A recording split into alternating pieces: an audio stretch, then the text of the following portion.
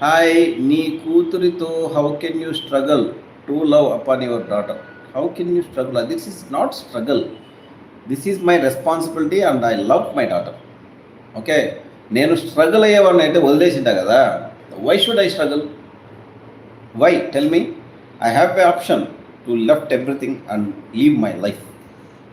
నాకు ఆప్షన్స్ ఉంది, నాకు తెలివి ఉంది, చదువు ఉంది, నేను యాడిపోయిన జాబ్ ఇస్తారు. ఓకే, నేను survive అవ్వగలుగుతా. I have that much capacity.